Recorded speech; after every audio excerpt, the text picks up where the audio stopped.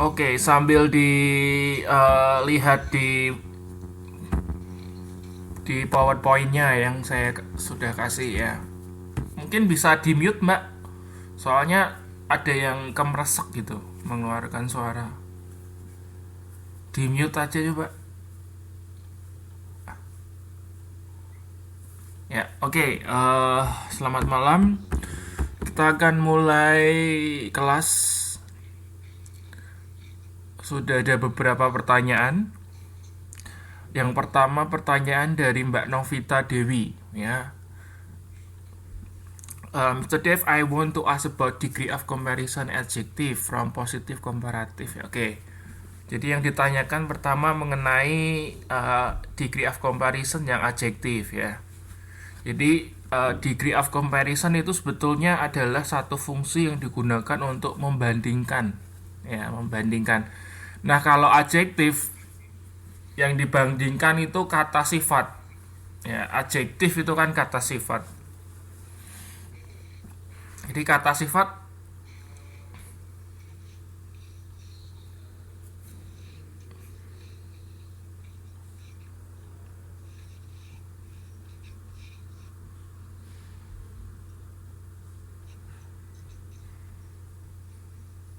itu yang ngeluarin suara kesek-kesek itu siapa sih?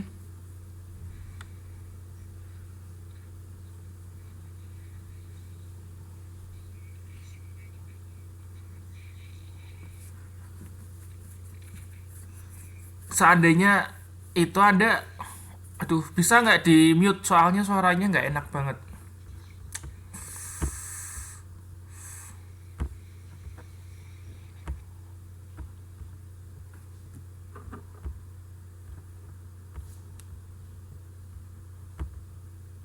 Oke, udah hilang. Ya, jadi degree of comparison of adjective.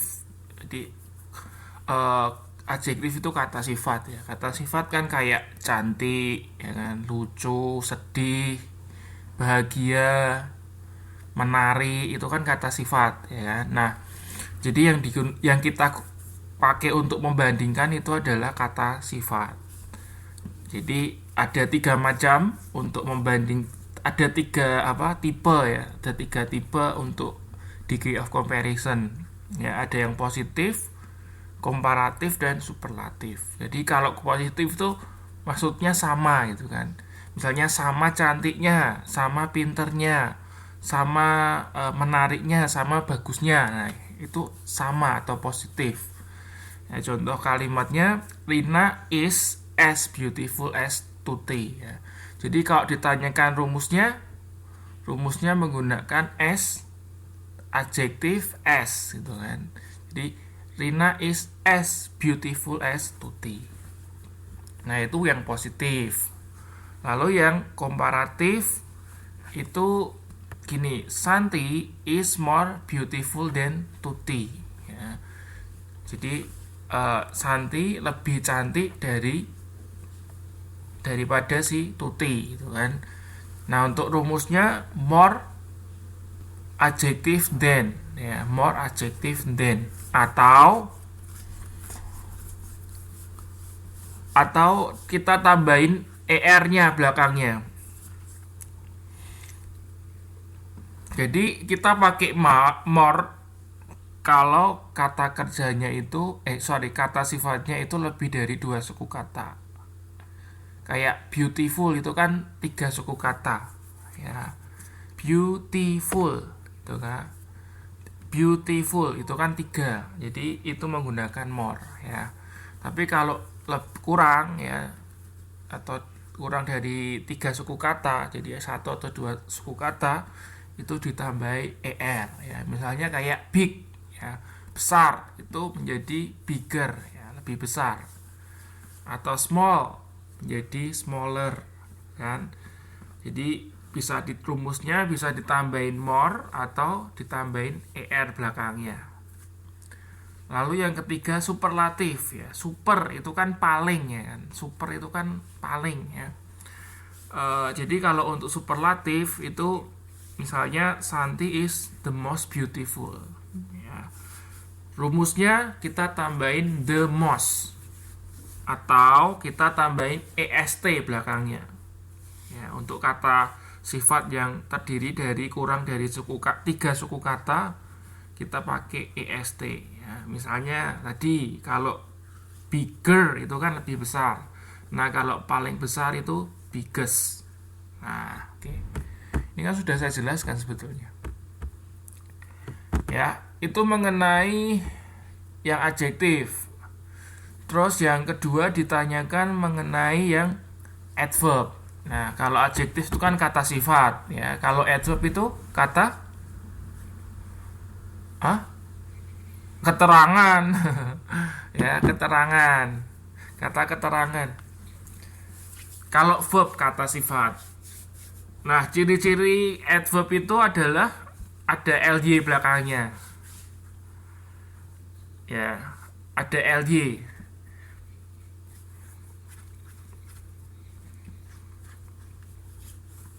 Ya kan? Misalnya kayak quickly, ya. Atau beautifully.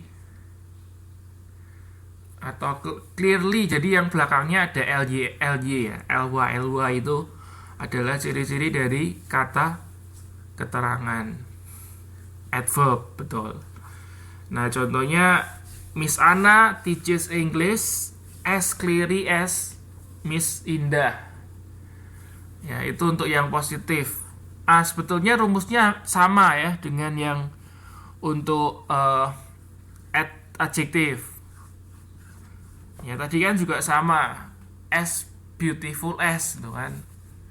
Kalau di adverb juga pakai as, tapi ini bukan kata sifat, yang dipakai kata keterangan, ya. Clearly itu kan kata keterangan. Artinya dengan jelas, gitu ya, dengan jelas. Itu untuk yang positif. Untuk yang komparatif, contoh kalimatnya, Miss Bella teaches English more clearly than Miss Indah. Nah, more clearly itu adalah komparatif, lebih jelas, betul. Nah, kalau yang superlatif, yang paling gitu kan, pakainya the most clearly. Ya, Miss Indah teaches English the most clearly. Nah, biasanya kalau pakai yang the most gitu ya, itu biasanya membandingkan dari semuanya. Ya, misalnya among them gitu kan, atau at the class gitu kan. Jadi kita bisa lihat banyak orang gitu loh. Jadi kita bandingkan Miss Indah ini dengan Miss Anna dan Miss ini harusnya bukan Miss Indah ya, Miss Bella, betul ya. Itu harusnya Miss Bella ya. Kan Miss Anna ngajar sama jelasnya kayak Miss Indah. Miss Bella lebih jelas, jadi Miss Bella yang paling jelas ya, harusnya gitu kan. Dari Miss Anna dan Miss Indah. Oke, itu harusnya Miss Bella ya. Oke, sampai sini ada pertanyaan mengenai komparatif, mengenai degree of comparison. Yang tanya Mbak Novita online nggak? Jelas Mbak? Oke, kalau jelas saya lanjutin. Berikutnya pertanyaan dari Mbak Niki. Ini salah kurangan ya. Mbak Niki bertanya mengenai kok Mbak Niki ya harusnya. Oh ya, ding keloncatan. Mbak Ina tanya modul 11.20 penggunaan less dan fewer, mohon dijelaskan. Oke, jadi less sama fewer itu artinya sama ya, artinya lebih sedikit. Nah, bedanya apa? Bedanya adalah kalau less itu dipakai untuk kata benda yang tidak dapat dihitung, ya, atau uncountable. Ya, kata benda yang tidak dihitung atau uncountable. Sedangkan fewer itu untuk kata kerja, untuk kata benda yang bisa dihitung. Ya, jangan terbalik ya. Jangan terbalik. Saya kadang kalau ngingetnya itu pakai itu loh, iklan di di eh, TV itu ya, less sugar gitu kan. Less sugar itu kan berarti gulanya lebih sedikit. Nah, gula itu kan nggak bisa dihitung kan ya. Jadi untuk partikel yang kecil-kecil itu termasuk uncountable. Nah, makanya saya nginget-inget biar nggak ketukar antara less dan fewer ya. Ini less sugar itu ada iklan seperti itu, entah iklan apa saya lupa. Nah, less sugar itu uh, less itu untuk uncountable ya. Lalu ditanyakan lagi candy dan carrot. Nah, candy itu ya bisa countable, bisa uncountable ya. Jadi kalau kita bilang candy yang countable, yang bisa dihitung, itu ya permen yang wujudnya seperti permen itu ya, kayak misalnya Hexos lah gitu kan, atau apa sugus atau apa itu ya. Jadi permen yang maksudnya wujudnya kayak ya permen itu gitu kan. Nah, kalau yang uncountable, yang tidak bisa dihitung, itu bisa diartikan segala sesuatu yang manis. Jadi nggak harus permen ya, pokoknya yang manis gitulah. Ya, itu arti candy ya. Jadi kalau candy yang countable itu yang spesifik, yang wujudnya permen, tapi kalau uncountable itu sesuatu yang manis, gitu kan? Enggak, kurang manis. Lebih manis lagi kayak saya. Oke. Nah, itu ya. Jadi candy. Nah, untuk candy yang countable kita pakainya berarti fewer ya kan? Pakainya fewer. Kalau yang uncountable kita pakainya less. Ya.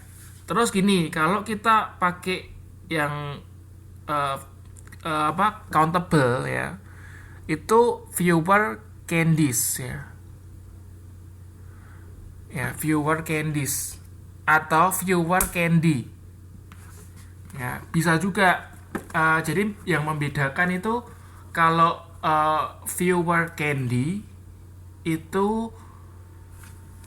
sebentar saya kok lupa. Itu jumlahnya mendekati 0. Ya. Jadi hampir nggak ada gitu kan. Nah, sedangkan yang fewer candy itu sedikit, tapi nggak mendekati sampai 0. Fewer candies ya, betul ya. Jadi yang fewer candy itu jumlahnya mendekati sampai 0 gitu kan. Sedangkan untuk yang fewer candy ya ada beberapa tapi nggak banyak, tapi nggak sampai nggak ada gitu loh ya. Itu ada di modul tapi saya lupa halaman berapa itu. Kalau untuk yang uncountable ya kita menggunakan less ya. Nah, kalau ciri-ciri uncountable itu kan tidak ada jamaknya kan, jadi nggak ada bentuk jamak, jadi nggak bisa kita pakai candies, pakainya candy ya.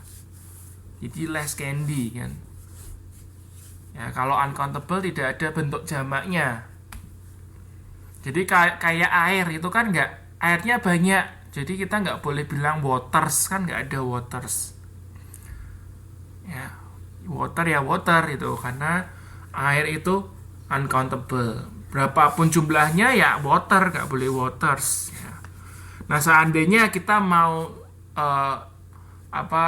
jadikan, maksudnya bisa dihitung gitu ya, bisa diukur gitu kan. Nah, baru kita kasih satuan di depannya. Misalnya gini, a bottle of water, nah boleh, atau ya a cup of water boleh juga. Nah, kalau misalnya kita mau banyakin ya, misalnya 3 cups of bottle 3 cups of water ya. Jadi cupsnya yang pakai es boleh ya, bukan watersnya yang kita kasih es ya, karena water itu uncountable. Nah, kalau carrot ya, carrot itu countable ya. Carrot itu countable, artinya kan wortel. Nah, ini harus ditambahi es. Nah, jadi itu kalau di modul keliru Mbak Ina ya. Saya kok nggak ketemu carrot ya di sini ya. Halaman berapa itu? Yang sebelah mana itu ya? Saya tadi cari kok nggak ada caretnya di mana. Nah, jadi pokoknya caret itu countable. Jadi harus pakai viewer dan ditambahi s. Ya.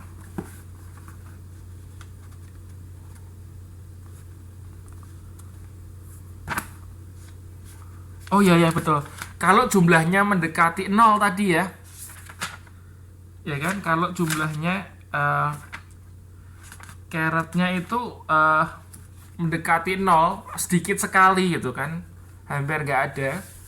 Ya, kita pakai kita nggak perlu pakai s ya. Sedangkan kalau jumlahnya ada beberapa tapi nggak banyak, tapi nggak mendekati nggak ada, itu kita kasih s ya.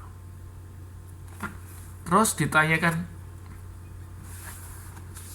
ya, berarti ada beberapa ya kan, ada beberapa ya. Oke, jelas sampai sini. Nah, oke, lalu pertanyaannya lagi mengenai similar to ya. Nah, similar to itu artinya mirip. Ya, mirip.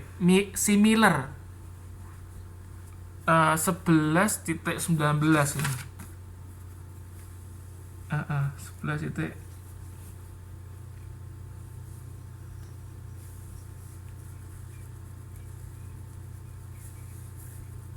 11 titik.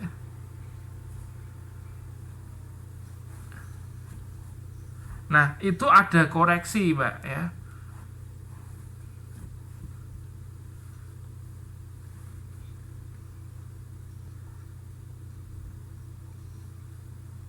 Enggak, sorry. Betul, sudah betul. Nah, similar itu tuh artinya berat. Mirip. Mirip ya. Tapi ini beda, kayak kita mau bilang kamu mirip ibumu gitu ya. Kalau kalau miripnya itu dalam bentuk muka ya. Dalam muka, maksudnya mukamu dengan muka ibumu sama. Itu biasanya pakainya look alike. Look alike atau look like ya. Nah, tapi kalau apa yang sifatnya itu bukan muka gitu ya, penampilan luar, itu pakainya, dan untuk benda biasanya ya, itu pakainya similar to. Oke, saya mau tanya, similar to itu termasuk apa? Kata kerja, kata sifat. Iya, kata sifat. Nah, makanya itu dikasih to be kan. Jadi kasih is kan. Itu tuh ya, misalnya kalau subjeknya tunggal pakainya is. Jadi kasih is dulu, karena itu kata sifat kan nggak dalam satu kalimat. Kalau itu kata sifat kan tidak bisa berdiri sendiri. Ya kan, harus ada to be-nya kan. Nah, makanya kalau kita lihat di kalimat yang dicontoh itu, semua kan kalau similar pasti itu ada is-nya itu kan. Ya kan, pasti ada is-nya, nggak langsung. Jadi nggak bisa my shirt similar to you, nggak bisa. To yours, jadi nggak bisa, tapi harus ada to be-nya dulu. Ya, ada is-nya atau are-nya itu kan, atau m-nya. Karena similar itu kata ya, sifatnya mirip gitu ya. Ya, itu similar. Mbak Ina sudah jelas? Yang lain ada pertanyaan mengenai oke. Nah, lalu berikutnya adalah pertanyaan dari Mbak Niki. Ini sebetulnya hampir sama ya dengan yang tadi. Jadi candy itu uncountable ya, jadi tidak perlu s. Kalau uncountable nggak perlu kasih s ya. Karena memang uncountable kan tidak ada jamaknya. Lalu vegetable. Nah, untuk vegetable itu bisa countable dan uncountable. Ya. Nah, kalau yang countable itu wujudnya sayur ya. Misalnya kayak sawi, kangkung, ya, tauge. Tauge Inggrisnya apa? Ya, itu ya, betul ya. Bean sprout ya. Kalau kangkung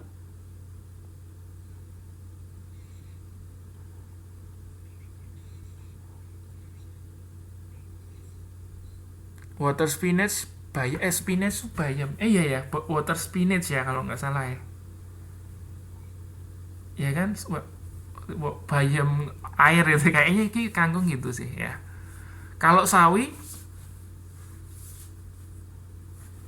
cabbage ya, cabbage. Ya, oke. Nah itu countable itu, jadi vegetable yang termasuk countable itu yang ya seperti itu ya, sayur gitu kan. Sawi, kangkung gitu. Nah kalau yang uncountable itu eh, sayur mayur gitulah ya, atau aneka sayur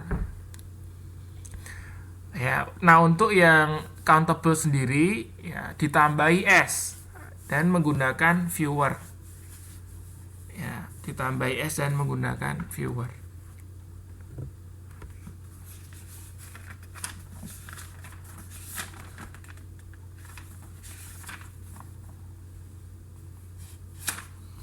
Ya, oke, itu pertanyaan dari Mbak Niki ya. Orangnya online nggak ini? Kok suaranya kok gitu sedih banget.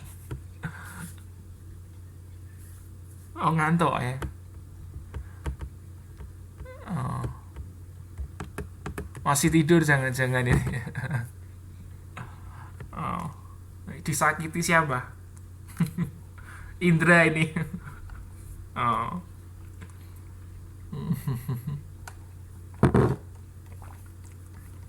Ya,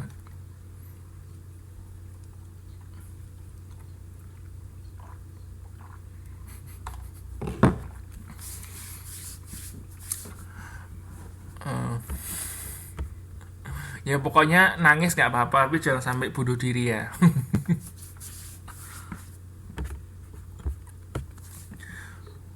Oke, lanjut ya. Pertanyaan Mbak Imas. Ciri. Nah, ini kalau misalnya ditanyakan ciri penggunaan positif berarti apa? Iya, ya menggunakan. eh, eh. Nah, kalau adverb ya adverb, kalau adjektif ya adjektif. Ya. Nah, terus yang kedua jelaskan adverbia bisa digunakan dalam kata sifat. Berikan contohnya. Oke. Oke, jadi sebetulnya adverb ya, kata keterangan itu menerangkan verb, menerangkan kata kerja, ya kan? Karena kan adverb gitu kan, menerangkan kata kerja. Tetapi adverb itu juga bisa dipakai untuk menerangkan kata sifat. Jadi yang diterangkan itu kata sifatnya. Nah, contohnya apa? Contohnya kayak agak cantik, ya, atau rather pretty, atau rather beautiful gitu kan. Nah, rathernya, agaknya itu adalah kata keterangan, adverb. Ya, contoh lainnya lagi misalnya sangat jelek, ya, sangat jelek, ya, totally bad, ya. Jadi totally-nya itu kata adverb, ya, atau very bad itu juga bisa kan, sangat jelek itu kan very bad, ya, itu juga bisa, ya, atau totally. Nah, saya pakai totally supaya Anda bisa mengkaitkan yang tadi yang saya sudah sampaikan kan. Kalau kata adverb itu kan ciri-cirinya ada ly gitu kan, ya, kayak totally bad gitu kan, belakangnya ada ly-nya. Oke, lalu contoh lainnya misalnya perfectly beautiful, ya, perfectly beautiful.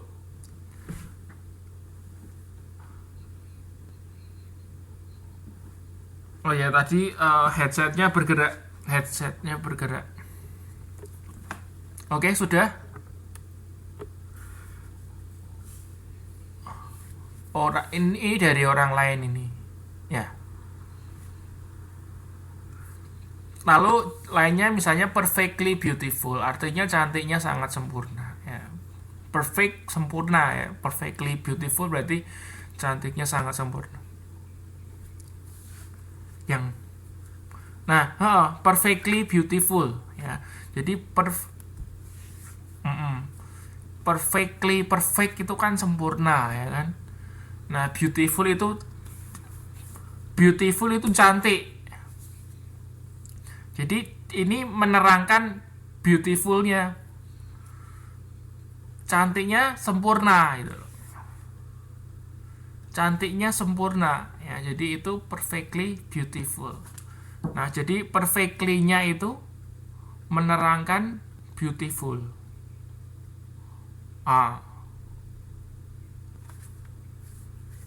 Oh ya, jangan salah nulis lo ya, tapi ya.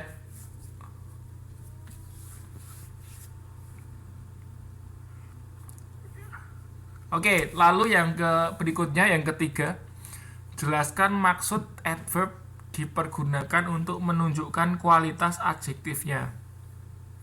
Nah, tadi kan sudah saya bilang bahwa adverb itu kan biasanya digunakan untuk menerangkan verb. Nah, tetapi juga bisa digunakan untuk menerangkan adjektif ya, dari kualitasnya atau tingkatannya. Ya kan kayak tadi cantik, sangat cantik itu kan. Jadi tingkat kualitasnya cantiknya itu kan bisa kita buat tingkatan gitu kan. Atau cantik, agak cantik gitu kan. Makanya tadi ada rather pretty gitu ya. Nah, ada tingkatannya atau kualitasnya. Jadi kita bisa gunakan adverb untuk itu. Maksudnya seperti itu. Ya. Nah, itu apa?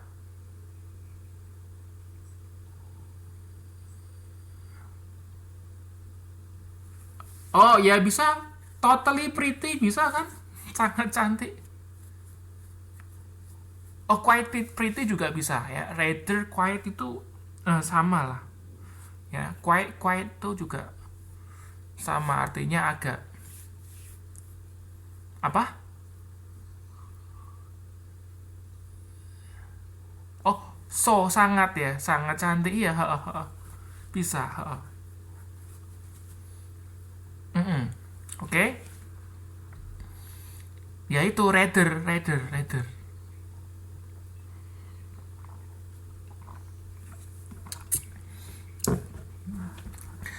Nah, oke ya. Apa? RATHER. RATHER. Itu di itu di PPT sudah ada kok.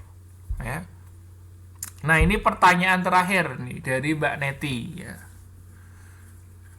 Ada di itu apa? PPT. Nah, ini untuk latest itu kan saya juga baru tahu ternyata latest itu artinya mata uang ya. Bener ya Mbak Neti ya? Tadi ah ternyata ada ya. Saya juga baru tahu loh, ternyata lettuce itu ada arti lainnya. Tapi secara umum lettuce itu kan selada ya. Lettuce itu selada yang populer, memang selada gitu kan, sayur-sayuran. Nah, itu countable ya. Lettuce itu countable. Bisa dihitung ya. Lalu tadi sudah kita bahas juga sih sebetulnya. Kalau vegetable itu uncountable bisa, countable bisa. Nah, ini saya kasih apa kalimatnya lah, contoh kalimatnya. Yang uncountable, we need to consume vegetable for healthy life. Nah, jadi vegetable di sini uh, itu sayur mayur gitu kan. Ya, jadi sayur mayur, aneka sayuran gitu ya. Nggak usah pakai es. Karena kan uncountable nggak ada jamaknya. Mm-mm. Apa? Jadi kalau uncountable itu tidak perlu ditambah s. Jadi nggak ada bentuk jamaknya.